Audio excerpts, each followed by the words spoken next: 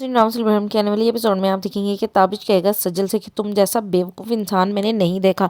जब सलार ने खुद अंकल को अपने प्रपोजल के लिए भेजा था तो समझ जाओ कि वो तुम्हारे लिए बहुत ज़्यादा सिंसियर है, क्योंकि मैंने हॉस्पिटल में उसकी आंख में वाकई ही तुम्हारे लिए वो फिक्र, वो एहसास और वो मोहब्बत देखी थी जो कि मैंने अलीज़ा को खोने के बाद महसूस की थी। इसलिए मैं समझ रहा हूँ कि वाकई ही वो बदल चुका है। बेहतर यही होगा कि तुम भी अपनी सोच को बदलो, क्योंकि वो बहुत ज़्यादा कॉम्प्रोमाइज़ कर रहा है तुम्हारी मोहब्बत को लेकर। जिस पर सजल कहती है कि मैं वो वक्त नहीं भूल सकती जब उसने मुझे अपनी मोहब्बत के जाल में फंसा के आसमानों पर ले जाकर इस तरह से मेरे पाँवों से ज़मीन खींची थी कि मैं कहीं की नहीं रही थी। इसलिए बेहतर यही है कि तुम मुझे फोर्स ना करो। ये ना हो कि कल को मालूम हो कि ये अब भी उसका कोई प्लान था और वो फिर से मुझे इसी तरह ट्रैप करके अधूरा छोड़ के जाना चाहता है। इसलिए बेहतर यही है कि बाद में शर्मिंदा होने से और अपनी ज़िंदगी को दो कश्ती का सवार करने से बेहतर है कि मैं अब कोई अहम फैसला ना लूं। जिस पर ताबिश कहता है कि तुम रहने दो, मैं खुद अपने तरीके से अलीज़े के ज़रिए मालूम करवाता हूं कि असल में किस्सा क्या है।